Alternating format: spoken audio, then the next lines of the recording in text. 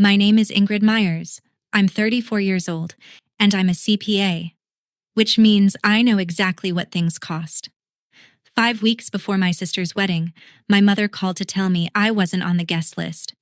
And this was after I had already given the bride a house worth $510,000. It's only for the closest family, my sister said, and she laughed when she said it. So while the string quartet was warming up on her wedding day, I was sitting in a quiet office across town, signing my name at the bottom of a page. What my parents found on the county website before the cake was cut, none of them saw coming. Because the shock wasn't that the house was gone. The shock was who had bought it, and what that name meant to my father. If you've ever been the one who pays for everything and gets invited to nothing, this story is yours too. Drop a comment below telling me where you're listening from, and be sure to subscribe, because you'll want to hear how this one ends. To explain the house, I have to start at our kitchen table 18 years ago. I was 16. My father's hardware store had just gone under, and the table was covered in paper. Notices, statements, a bankruptcy packet nobody had opened. My dad stared at the pile like it might apologize. My mom kept refilling coffee nobody drank. I was the one who opened the envelopes. I sorted them into stacks, called the number on the worst one, and asked the woman on the line to explain it to me slowly. I was a junior in high school. That night, I became the responsible one, and in my family, that title never expires. It just accrues. When my dad needed help digging out of the debt, the checks came from my after-school job, then my college job, then my real job. When my sister Brooke needed tuition, I covered it. When my mom's car died in a grocery store parking lot, I bought her the next one. Nobody demanded any of it. That's the part people don't understand about families like mine. There's never a demand. There's just a silence, shaped exactly like you, and you learn to fill it. I kept every receipt. Not to collect. I never once asked for $1 back. I kept them because I'm an accountant, and accountants don't throw away records. 18 years of my family's life sat in a fireproof box in my closet, sorted by year, and I told myself it was just a habit. A good CPA would have looked at that box and seen a pattern. I filed it under love instead. And then, last September, Brooke got engaged, and the pattern got a wedding date. Tyler Whitfield proposed to my sister in September at a restaurant where the menu doesn't list prices. The Whitfields are a country club family, commercial real estate, charity galas, a lake house they call the Cottage. Tyler himself is fine, polite, a little bland, holds doors. It was my mother who changed. Within a month, Sandra Myers had a new haircut, a new way of pronouncing the Whitfields, and a new version of our family history. At the first dinner between the two families, I listened to my mom describe my dad as an entrepreneur who got out of retail at the right time. I almost respected the craftsmanship. The bankruptcy became a pivot. The tight years became simple living. Our whole childhood got repainted in one dinner, and my parents held the brushes like they'd been training for it all their lives.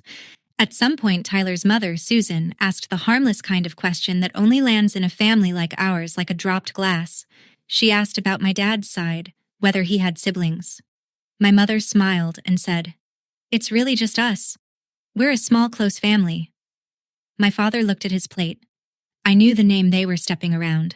I'd only heard it a handful of times in my life, always in the same tone people use for a stain on the carpet. My aunt, my father's older sister, gone from every Christmas since I was 9. I didn't say anything. In my family, you learn early which doors have furniture pushed against them. But I remember thinking it was strange, the phrase my mother chose. A small, close family.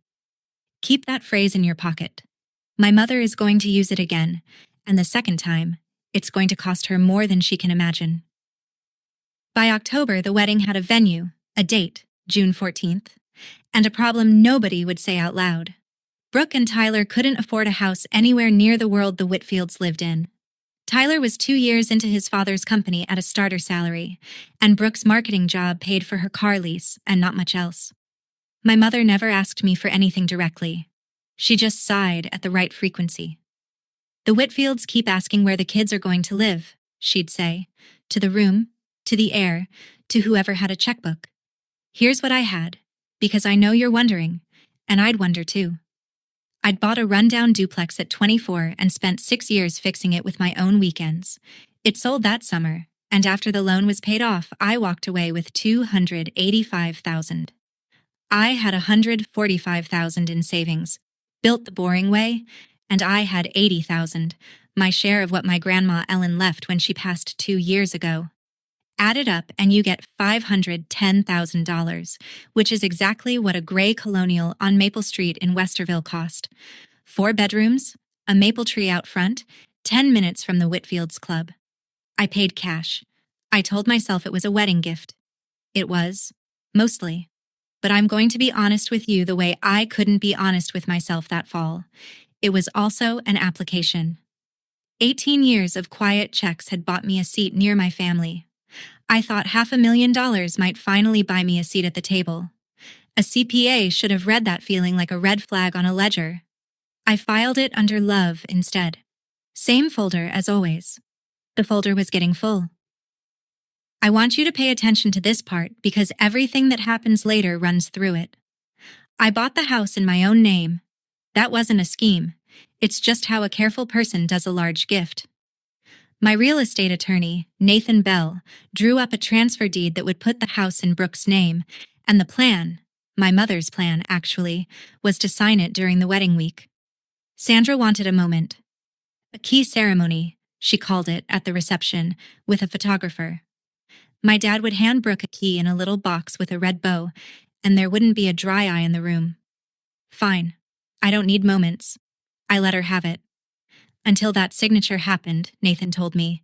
The house was legally mine. The deed had to be signed and delivered before the gift existed at all. That suited everyone. Brooke's prenup was still being finalized, and no accountant on earth transfers a $500,000 asset into a marriage before the paperwork around that marriage is done. So in March, Brooke and Tyler moved into Maple Street early. My concession, and a controlled one. The tax bill came to me. The insurance was mine. The utilities, mine. Brooke posted photos of the kitchen with the caption, "Home Sweet Home," and got 400 likes. I kept one brass key on my own keychain, between my condo key and my office key, because owners keep a key. It didn't mean anything to me then. It was just a small, cold weight in my pocket that said somebody had to stay careful. Looking back, I'd say everyone had a key to that house, except the truth. The truth was still waiting on a signature, and 2 people in my family were already counting on that signature more than they were counting on me.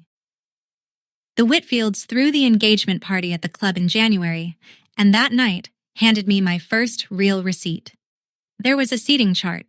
I was at the last table by the espresso machine, with Tyler's college roommate's girlfriend and a hearing aid salesman nobody could place.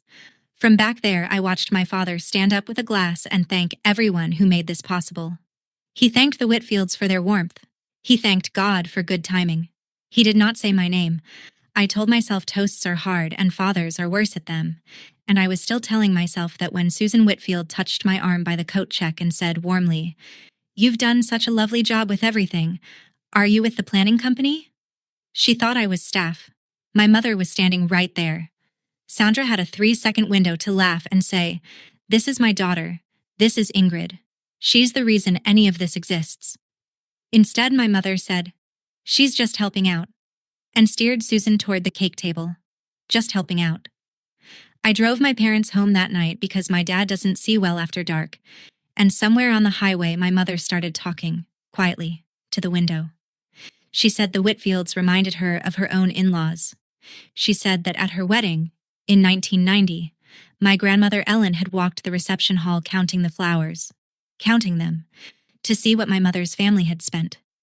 30 years, Sandra said, and I can still hear her counting. Then she snapped her purse shut, and the window conversation was over. I didn't understand yet what she was telling me. She wasn't apologizing for the last table.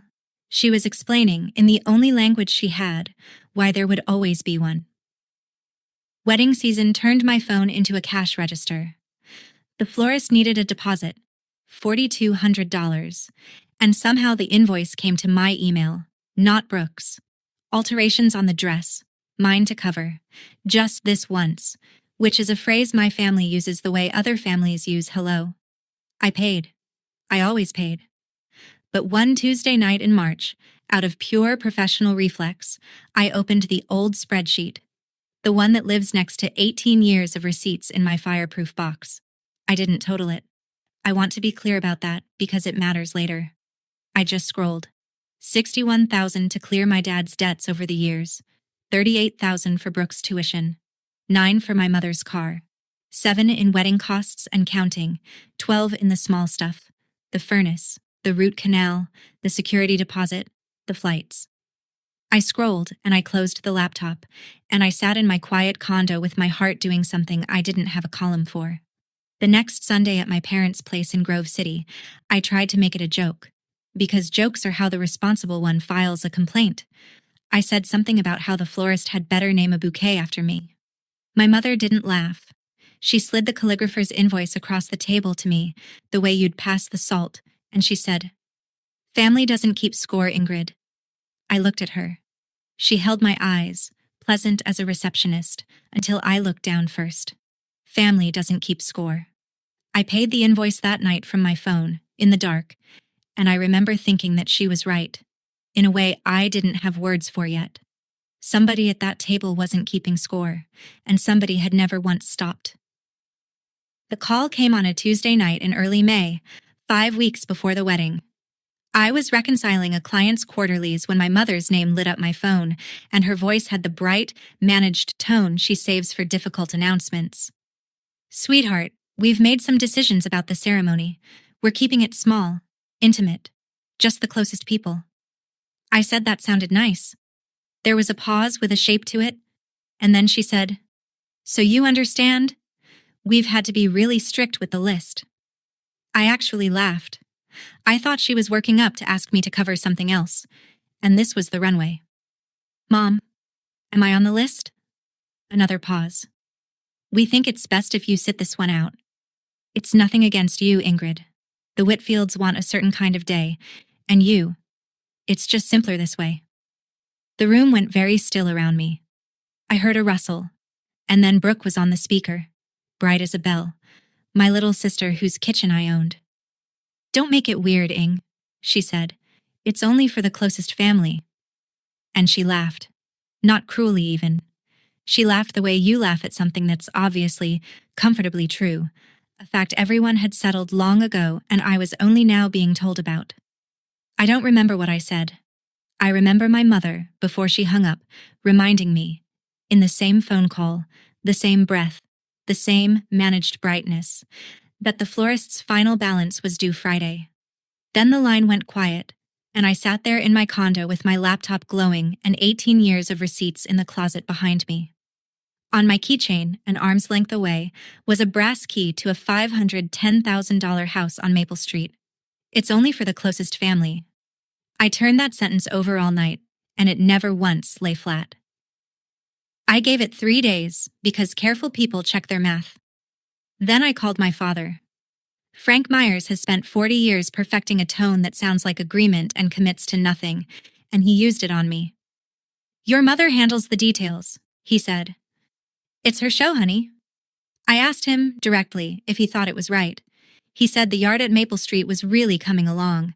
That was my answer. Next, I did what I do professionally. I audited.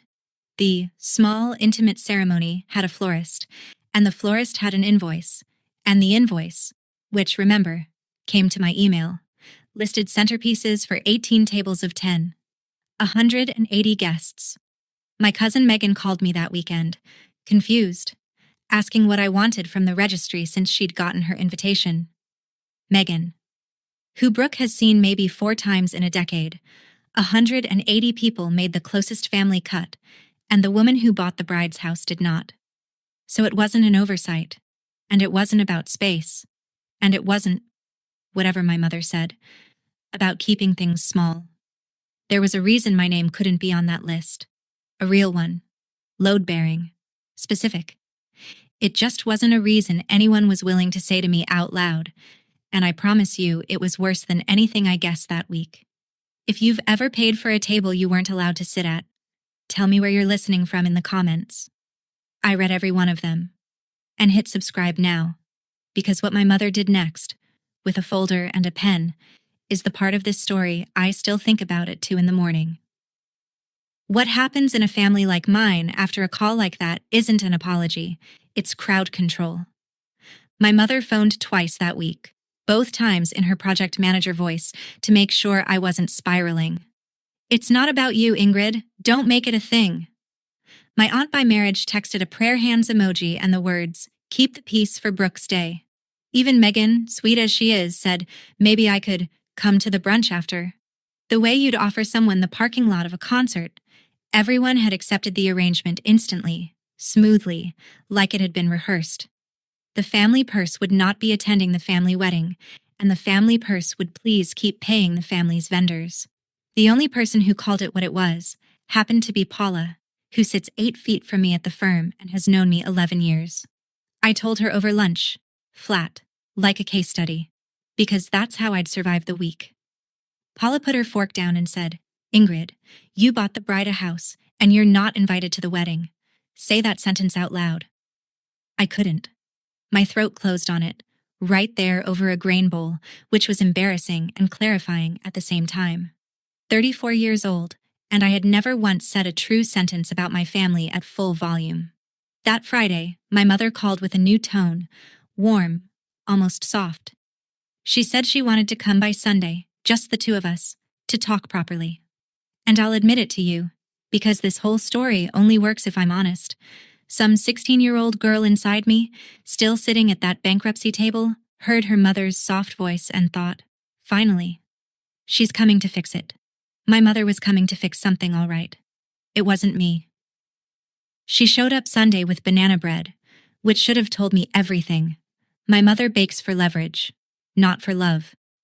She sat at my kitchen island, complimented my counters, and then set a manila folder on them and opened it with 2 fingers, like a maitre d' presenting a check. Inside was the transfer deed. Nathan's draft, the one that would put Maple Street in Brooke's name, with the signature line flagged in cheerful yellow. There was a pen already lying across it. "We think it's best to get this signed now," Sandra said, "before the wedding. So it's settled, and nobody has to think about money on the day." I looked at the folder, then at her. I said, "Am I back on the guest list?" And she gave a small, tired sigh, the one that means I was being difficult. "Those are 2 separate things, Ingrid." There it was, clean as a balance sheet, my presence and my money, 2 separate things, one welcome, one not. I asked her why. Why Megan and 180 strangers and not me? And for 1 second, the receptionist's smile cracked, and my actual mother looked out through it. She told me about her own wedding then, all of it this time. 1990, the Myers side whispering about her family's little rented hall. Ellen, my grandma Ellen, whose money helped buy Maple Street. Life is not tidy. Walking the room, counting the flowers out loud, so that everyone could hear what the poor bride's parents hadn't spent. My mother was 22. "I stood there in my dress and learned what I was worth to them," she said. "I will not let those people look at Brooke the way they looked at me." For a moment I saw her clearly. A scared young woman who'd been handed a bill instead of a welcome and had spent 30 years making sure she'd never be on the wrong side of the ledger again. I felt sorry for her. I still didn't pick up the pen. She left the folder. A few days later, I got my first look at the actual machine, and it was Susan Whitfield who showed me, by accident, with a smile on her face. I was at the bridal shop settling the alterations balance. Yes, still paying. We can talk about that later. When Susan came in to drop off shoes for Brooke. She lit up when she saw me. Susan is not a villain in this story. I want that on the record. She's a pleasant woman who believes what she's told. And what she'd been told came out of her like sunshine. I have to say it again. What your parents did for the kids, buying them that beautiful house. Tyler's father was so impressed. He says a family that can do that quietly is the kind you want at the table. I stood there holding the receipt for a dress I would not see walk down the aisle, doing the math in real time. What your parents did, buying them that house. Quietly. I didn't correct her. I want you to understand why, because it wasn't weakness. Correcting her meant detonating my sister's wedding in a bridal shop based on one secondhand sentence, and I don't spend that kind of money on one data point. I'm an accountant. We verify. So I smiled at Susan, wished her a lovely afternoon, and drove back to my office with my hands very steady on the wheel and a single question repeating in my head with every mile marker.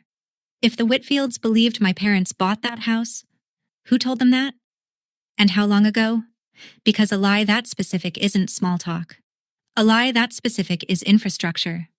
Somebody had built something on top of my $510,000. It was time to pull the records and find out what. Here is where being boring becomes a superpower. That night, I did what I do for strangers at $400 an hour and did it for myself for free. I verified every fact I was standing on. County Auditor's site, public as a park, 18 Maple Street, Westerville. Owner of record, Ingrid Myers. The transfer deed. Still unsigned, still sitting in the manila folder my mother had left on my counter. Still flagged in cheerful yellow. Property tax bill, addressed to me, paid by me. Homeowner's insurance, my name, my auto pay. The utilities, mine. I called Nathan Bell the next morning and asked him to talk to me like I was a nervous client. He was kind enough not to point out that I was one. It's simple, he said. A gift of real estate doesn't exist until the deed is signed and delivered. You haven't signed. You haven't delivered. There is no gift. There's just your house, with your sister living in it. My house, with my sister living in it. For a wedding I was not invited to, thrown by people who had apparently told their new in-laws that they bought it. I sat with that for a long minute after we hung up. I want to be honest about what I felt, because it wasn't rage. Not yet. It was the feeling I get at work when a client's books finally confess, when the mess resolves into a clean, ugly picture and you know exactly what you're looking at. Every accountant knows what an unbalanced ledger wants. It wants to be closed. I didn't know yet how I'd close this one. I just knew that for the first time in 18 years, I was the one holding the pen. That Friday night, I did something I had put off for 18 years. I took the fireproof box out of my closet, set it on the kitchen table, and totaled the spreadsheet. All of it, every tab, every year, oldest receipts on the left like any honest ledger. $61,000 to my father's debts, in checks small enough that he never had to feel them as one number. $38,000 for Brooke's degree. $9,000 for my mother's car. $7,000 so far in wedding vendors for a wedding I would be watching through other people's photographs. $12,000 in everything else. The furnace, the root canal, the deposits, the flights home for emergencies that stopped being emergencies the moment I landed. The cell at the bottom said $127,000, and that number did not include a house. I sat back and looked at it, and then I took the brass key off my keychain and set it on the table next to the folder with the unsigned deed. Just those two things, side by side, under my kitchen light. Everything they wanted from me, and the one thing I hadn't given yet. I want to be precise about what happened at that table because this is the moment everything after runs through. I didn't plan anything that night. I didn't call a lawyer or draft a speech or plot a scene. I just finally, formally, let the two columns face each other. 18 years of paid and one column of received that had nothing in it but a laugh through a speakerphone and a seat by an espresso machine. The books don't lie once you total them. That's the whole reason people refuse to total them. I left the key on the table that night instead of putting it back in my pocket, and it sat there gleaming until morning. It was the only thing my family had ever given back, and it turned out to be the only thing I'd need. I didn't sleep much that weekend, so I did what insomniacs with filing habits do. I organized, and in the back of the fireproof box, in the folder from when I handled my Grandma Ellen's funeral paperwork 2 years ago, I handled it because of course I did. I handle everything. I found a business card I'd forgotten I kept. Heavy stock, plain type. Ruth Myers, Commercial Cleaning Services, Dayton, Ohio. My father's older sister, the stain on the carpet. The door with the furniture pushed against it. I'd seen her exactly once in 25 years, at Ellen's funeral, standing alone in the last row in a good gray coat, and nobody in my family had crossed the room. I had.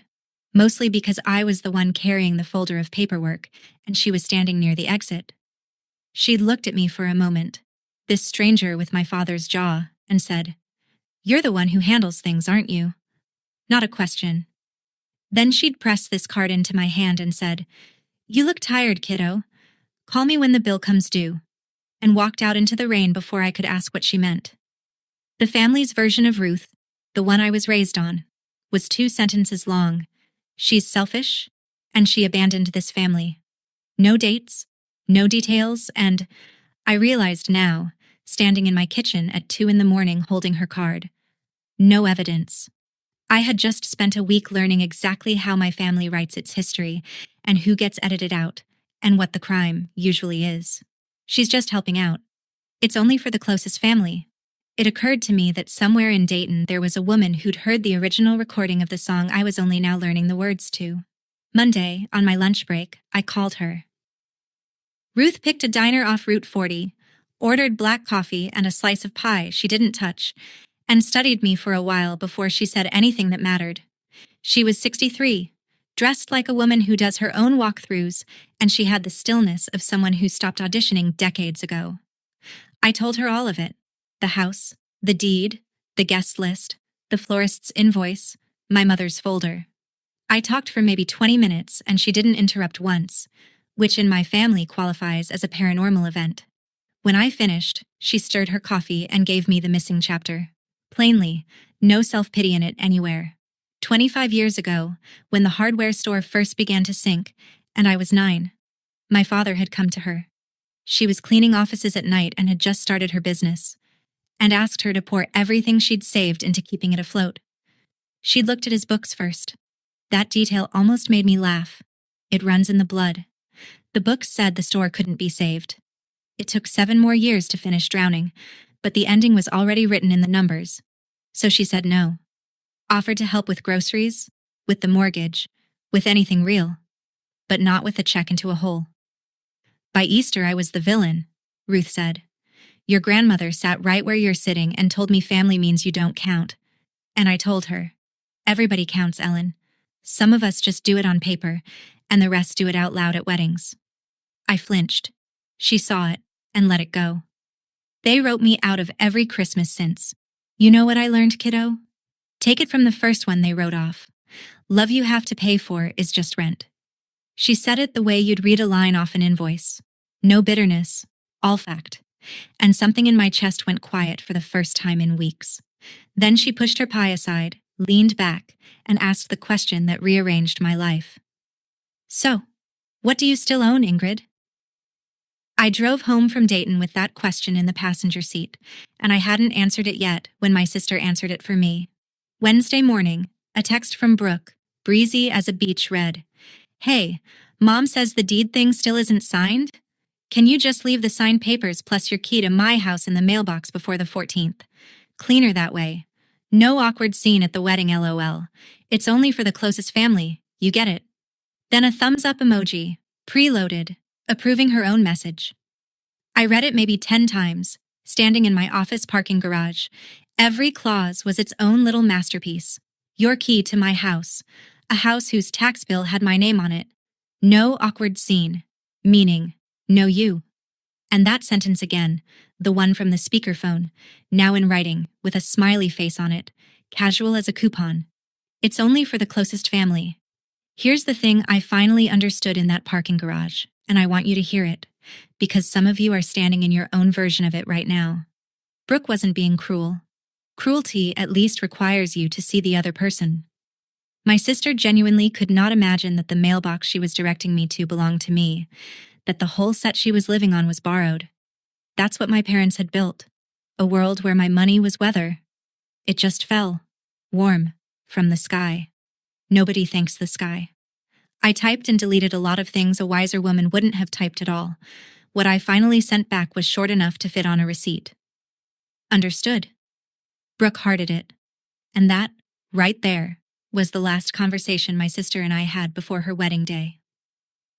Thursday morning, I sat in Nathan Bell's office with a legal pad and asked him to stress test what I already knew, because I don't make $500,000 moves on adrenaline. Could I sell the house? Yes. My name. My title. My decision. The unsigned deed in my mother's folder had no more legal force than the banana bread.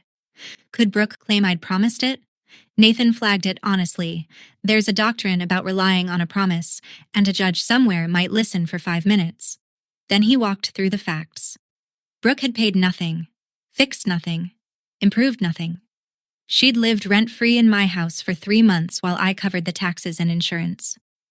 As reliance goes, he said, she'd be suing you for the damage of free housing. And the people living there? Tenants at will, he said. Any new owner takes the house subject to them and clears it properly. Written notice, 30 days, by the book, no drama at the door. I wrote it all down, thanked him, and sat in my car in the parking lot for a while, watching an ordinary Thursday happen to other people. Understand? I could have kept the house and simply never signed, rented it to them, held it over the family like a nail gun and made them dance for a decade. That's the version where I win their game. I didn't want to win their game. I wanted out of the casino. And I knew exactly one person on this earth who understood what this family does to the people who stop paying. One person who had asked me, over untouched pie, what I still owned. That afternoon, I made a phone call. Before you judge what I did next, go add up your own receipts first. If your total looks anything like mine, hit subscribe and stay with me, because the next part is the reason you clicked. That Thursday call was short, and I'll come back to it. Because before I let anything become permanent, I needed the last piece, and I got it in the driveway of my own house. Saturday, I drove to Maple Street to pull the insurance renewal out of the mail. Owner's mail still came to the owner, a detail nobody in my family had ever thought about. Brooke and Tyler were at the Whitfields' lake place for the pre-wedding week, so the house sat empty under its maple tree, pretending to be somebody's happy ending. I was at the mailbox when Susan Whitfield pulled up next door. Her tennis friend lives there, small towns inside big suburbs, and waved me over like we were old friends. She was radiant with wedding week energy, and she talked. And I stood on the sidewalk of the street I owned and finally heard the whole architecture. Tyler's father was so taken with my parents' generosity that he'd invited 2 of his business partners to the wedding. He wants them to meet the kind of family that buys the kids a house and never says a word about it. And then, with real warmth, real sympathy, Susan touched my arm. It's such a shame you'll still be overseas for the big day. Your mother told us all about the assignment. She's so proud of you, you know. She just lights up. Overseas. I stood very still. There was a whole other Ingrid, apparently. One with an international career and a proud mother, whose absence was noble and whose money was invisible. My parents hadn't forgotten to invite me. They needed me gone. 180 guests could come, because none of them knew anything. I was the only person alive whose face, at that wedding, was a fact that contradicted the story. The walking receipt for the exact sum their new life was built on. You can't have the receipt at the party. Somebody might read it. I thanked Susan, got in my car, and drove to Grove City. My parents' kitchen smelled like pot roast and a story that needed maintenance. I didn't yell. You know that about me by now. I sat at their table and laid it out like a client meeting. I knew what the Whitfields believed. I knew who'd told them. I wasn't asking for a toast or a refund. I was offering one honest exit, and I priced it fairly. Tell them the truth about the house, however you want, whatever words. Do that, and I'll sign the deed. I'll stay overseas as far as anyone's concerned, and Brooke keeps her day. My father studied the tablecloth like it was the yard. My mother folded her hands, and I watched her run the numbers. I know her calculating face. I inherited it. And what came back was this, gentle as a lullaby. Family doesn't keep score, Ingrid. I said the truth wasn't a score, it was a fact. And then Sandra stopped being gentle. She stood, collected my coffee cup mid-sip the way she does when a conversation is over, and told me plainly, the Whitfields were finally looking at this family with respect. At Brooke with respect. And if I did anything, to embarrass this family before that wedding, I shouldn't bother coming back after it either. You've always been the strong one, she said at the sink, with her back to me. Everyone contributes what they have. Brooke gives this family a future. You, and she paused, choosing it precisely. You handle things, so handle yourself. I looked at my father. 40 years of sounding like agreement. He met my eyes for half a second and said, "Listen to your mother, honey." I stood up, rinsed my own cup, because I was raised right, and walked out past the pot roast. In the car, I sat for a moment with my hands on the wheel, so I stopped keeping score. On the drive home, I decided to close the books instead. Now I can tell you about the Thursday phone call, because Sunday night I made the second one, and the two calls are really one sentence spoken across 4 days. Thursday, I had asked Ruth, "Did you mean the question, 'What do I still own?'" And she'd said, "I never asked twice, kiddo." And that was the whole call. Sunday night, I called her back with the answer. "A house," I said. 18 Maple Street, Westerville, 4 bedrooms, a maple out front, 10 minutes from that club. I paid $510,000 for it, and I'm selling it. Full price. Nothing clever. What I paid is what it costs. I want it done fast, clean, and quiet. I could hear her breathing. I kept going. You do walkthroughs for a living. It's a good street and a fair number, and you'd be buying it because it's a sound asset.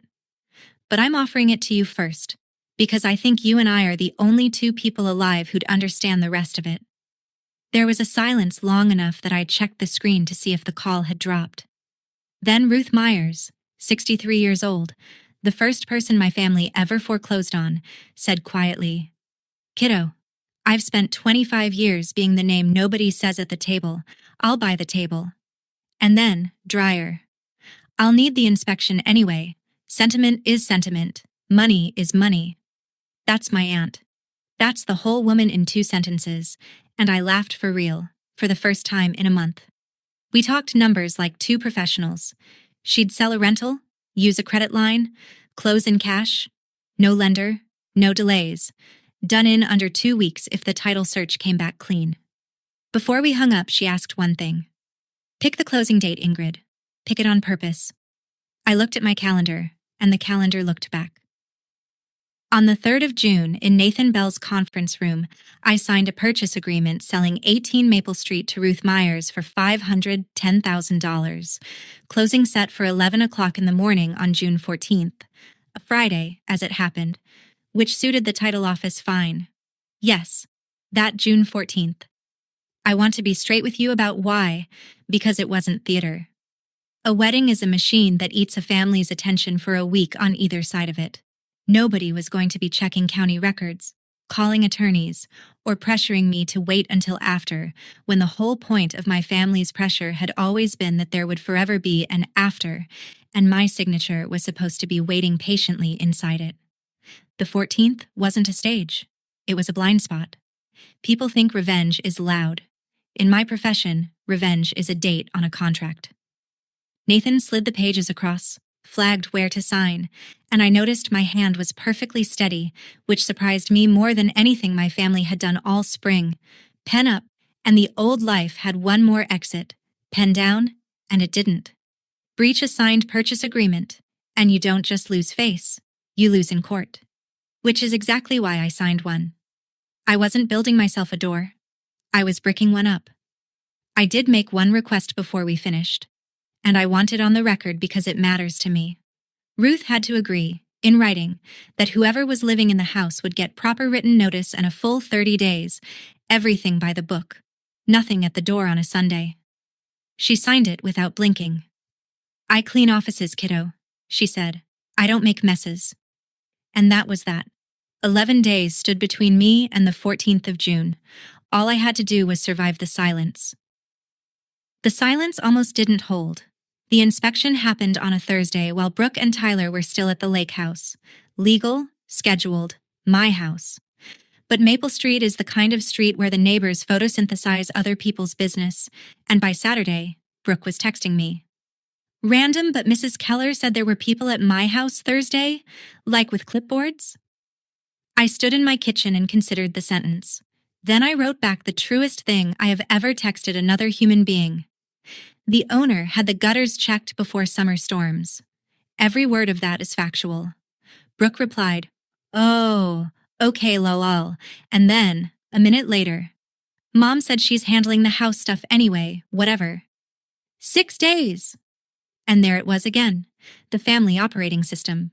Any strangeness around the house resolved automatically to Mom's handling it, because in their world the house had only ever fallen from the sky, and the sky was presumably also Mom. I put the phone down and let out a breath I'd been rationing for a week. One nosy neighbor, one sharper question, one, wait, whose name is on the tax bill? And the whole quiet machine would have ceased. It didn't. The last days moved like tax season, slow and loud at the same time. The night before the wedding, I sat on my balcony with a glass of wine I didn't drink, and the brass key sat on the railing where I'd set it, catching the streetlight. Tomorrow, one way or another, it stopped being mine. The key, the house, the whole 18-year arrangement. Somewhere across town there was a rehearsal dinner happening. Nobody had saved me a seat. As it turned out, that was fine. I had an appointment. At 8:40 on the morning of June 14th, my mother called, and the moment I heard her voice, I knew something in her arithmetic had changed. It was soft. Not managed soft. Actually soft. A tone I hadn't heard since before the hardware store died. Ingrid, sweetheart. I've been thinking, and the Whitfields keep asking about you. Susan adores you, you know. And Frederick was saying just last night how much he'd love to meet the sister who's done so well. A pause, and then the sentence I had wanted, in one form or another, for 18 years. There's a seat for you today, front row, with family, where you belong. Wear the blue dress. You look beautiful in the blue one. I closed my eyes. I'm not made of ledger paper. I need you to know the seat was real, and it was offered. And every cell in me that was still 16 years old rose toward it like a plant toward a window. And then my mother, being my mother, itemized it. And Monday, we'll all sit down, just family, and get the paperwork signed, and this whole silly season will be behind us. There it was. The seat had a price tag. The price tag had my signature on it. She had found the one lever she'd never tried, giving me what I wanted. And the tragedy, the genuine tragedy, is that it might have worked in March. I looked at the clock. 9:12, when we finally hung up. My, let me think, Mom, hanging in the air between us like steam. The ceremony was at 4. The closing was at 11. I stood in my kitchen in the blue dress. I'd tried it on, I'll admit that to you and no one else. With my car keys in one hand and 18 years in the other, and I had 2 hours to choose between the seat I'd always wanted and the person I had just become. The title office was in a beige building next to a mattress store, because life doesn't dress up for its important scenes. I sat at a laminate table with Nathan on my left and Ruth across from me in a navy blazer, and in front of me sat a stack of documents and my phone, face up, where my mother's voicemail from 9:40 still glowed. Just say you're coming, sweetheart. I'll have them set the place. The escrow officer asked if I was ready to begin. I asked for 1 minute. I'm going to tell you exactly what I thought about in that minute, because this is the part of the story that matters more than any of the paperwork. I thought about the seat. Front row, blue dress, my mother's hand on my arm, Susan beaming, some partner of Frederick's leaning over to say, "So you're the one who's been abroad." It was all there. One phone call away, everything I had been buying on installment since I was 16 years old. And then I thought about what the seat was made of. It existed only while the story held. I could sit in it as the successful daughter from overseas, never as the woman who paid for the floor it stood on. Monday, the signature would come due, and after the signature, the next invoice, and the next, because there is always a next. I had 18 years of receipts proving there is always a next. My mother had said it best, and I finally heard her. Family doesn't keep score. She was right. A score implies both sides can win. What we had was rent, and rent doesn't end. It renews. The minute passed. I'm ready, I said. It took 11 signatures to sell a house, and my hand was steady for all of them, which I regard as one of the quiet, athletic feats of my life. At the deed itself, the real one, I paused with the pen touching paper, felt the seat pull one last time, front row, with family, where you belong, and signed Ingrid Myers in the same handwriting I'd used on 18 years of checks. The wire confirmed before noon. $510,000 in. One house, gone. The exact number I'd put in, coming back out, like a long transaction finally clearing. Ruth reached across the table and shook my hand like a colleague. Nobody hugged. It would have been wrong for the room, and both of us knew it. Then I walked out to my car, sat behind the wheel in the blue dress I had worn anyway, for me, and I cried for about 4 minutes in a beige parking lot. For the 16-year-old at the bankruptcy table who'd believed that someday it would be her turn. It had finally come. It just came signed, not served. I wasn't at the reception, so I'll tell it the way it reached me, through my cousin Megan's texts arriving like weather bulletins, and one long call from Tyler 2 days later that filled in the rest. The ceremony went perfectly. That's worth saying. Brooke got married under an arch of white roses I'd helped pay for, and by every account she was luminous, and no part of me is sorry about that. The collapse was scheduled for the toasts. Around 8, my father stood up with a microphone and a small box with a red bow, and my mother rose beside him, radiant, because the key ceremony was the whole point. The moment the Whitfield world would watch the Myers family hand over a house. Frank cleared his throat and began the speech Sandra had surely drafted, about family, about roots, about a couple needing a foundation. Meanwhile, and this is the part Tyler told me, half laughing, half not, his father, Frederick, was at the head table with his phone out. 2 of his partners were flying in Monday to look at parcels in Westerville, and Frederick, being Frederick, had pulled up the county auditor's site mid-toast to make a point about how the neighborhood was appreciating.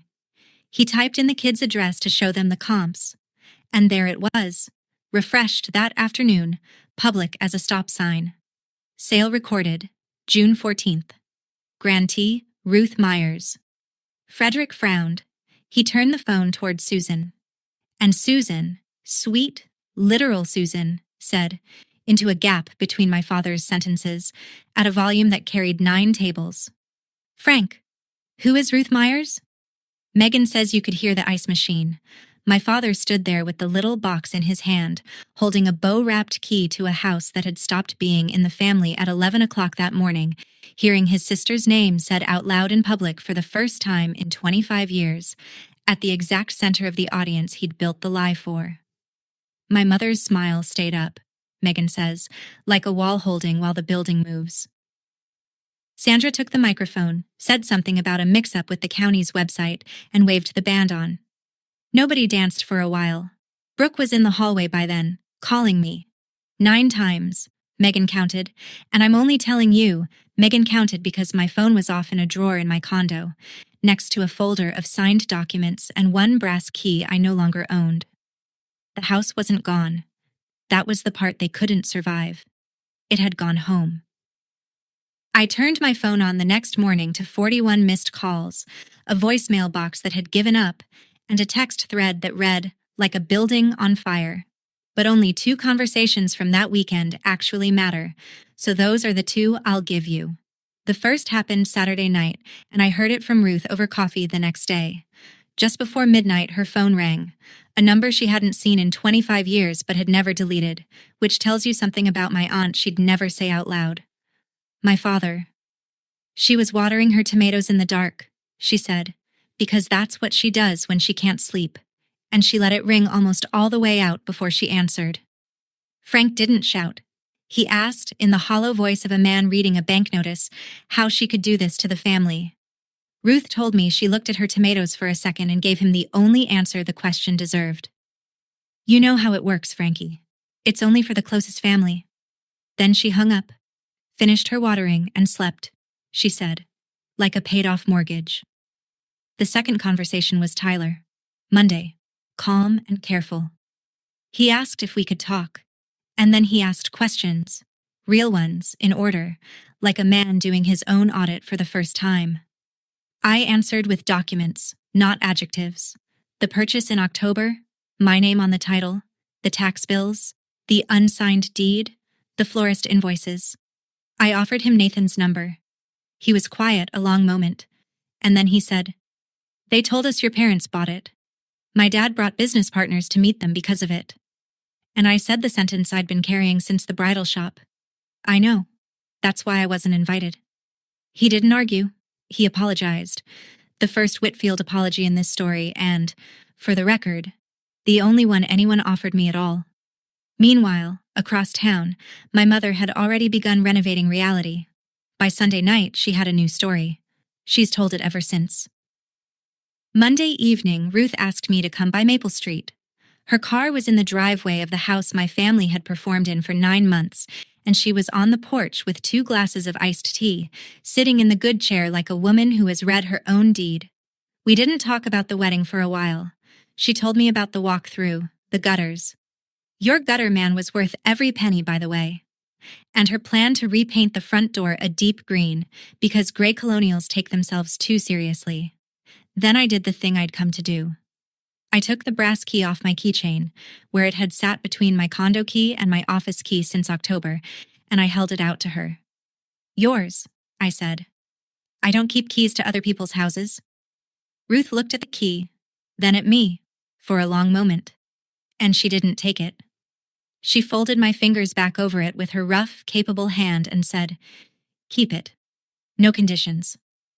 I sat there on my aunt's porch with my own hand closed around that key, and I want to tell you what actually broke in me, because it wasn't sadness. For 18 years, every single thing that passed between me and the people I loved had paper behind it, an invoice, a balance, an expectation with a due date. This was the first object anyone in my family had ever put in my hand for free. That's when I finally understood what I'd been doing since I was 16. I hadn't been buying love. Love was never for sale. That was the whole secret. I'd been paying rent on a seat near it, and the rent was me. Ruth picked up her iced tea and looked out at the maple. "First dinner's Sunday," she said. "Bring that coworker you like. I'll cook." The porch light came on by itself, on a timer I'd installed, and neither of us moved for a while. "Here's the accounting, since you've stayed with me this long." Brooke and Tyler came back from their honeymoon to a certified letter. Ruth's written notice, 30 days, everything by the book, exactly as I'd required, and moved into Tyler's condo downtown. My parents sent one letter through a lawyer that used the word "promised" a great deal, and it died quietly a few weeks later. There was nothing in writing, nothing paid, nothing improved, and their own attorney, I'm told, advised them to stop billing hours at a wall. I never responded to the family group chat, which had reclassified me from invisible to criminal without stopping at any station in between. Instead, that first week, I mailed each of them something I'd never shown anyone, a copy of the spreadsheet. 18 years, every entry dated, $127,000, and at the bottom, the house. No note, no demand, no signature line, just the books. Nobody transferred a cent, of course. Nobody called to discuss it either. And after a while, I understood that the silence was itself the reply, the most honest one my family ever sent me. You can argue with an angry woman. You can't argue with a ledger. My mother's new story, the one she's told since Sunday night, is that I was never really family. That I was always cold, always transactional, always keeping score. I've decided to let her have that one, because it's the first true thing she's said about me in years. I kept the records nobody wanted kept. In my experience, that's what cold usually means. The Whitfields didn't cut my parents off. That only happens in movies. They did something quieter and, in that world, more permanent. The invitations became seasonal, then annual, then commemorative. Frederick golfs with Tyler. Susan sends my mother a card at Christmas. Nobody has ever again asked the Myers family to buy anything, which is its own kind of headstone. Brooke and I don't speak. Some Sundays that sits on my chest like a stone, and I let it sit. Grief is one account you can't prepay. And me, Sunday dinners at Maple Street now, at a table Ruth bought at an estate sale because she liked that it had already survived one family. She cooks like a line cook and gardens like an accountant. Megan comes when the drive works out. Paula brings wine and opinions. Last month, I fixed the seal on an upstairs window while Ruth held the ladder and criticized my technique. And it took me until I was driving home to notice what had been missing from the whole afternoon: the meter. The quiet, lifelong sound of the meter running. I'm still the one who handles things. That part of me is real, and I've stopped apologizing for it. The difference is that now, when I hand somebody something, they say thank you, and the transaction is complete. Nothing carries forward. Nothing accrues. On Ruth's key hook by the green front door, there's a brass key that stopped being mine in June, and somehow, for the first time, actually is. My aunt told me once, over a slice of pie she never touched, that love you have to pay for is just rent. And I'm 34 years old. I own my own name again, and I don't pay rent anymore. That's my story. One unsigned deed, one brass key, and a seat I finally stopped paying for. If someone treats your love like an invoice, let this be your sign to close the books. Share this video with the one person who always picks up the check, and tell me in the comments, would you have signed? Hit subscribe, and I'll see you in the next one.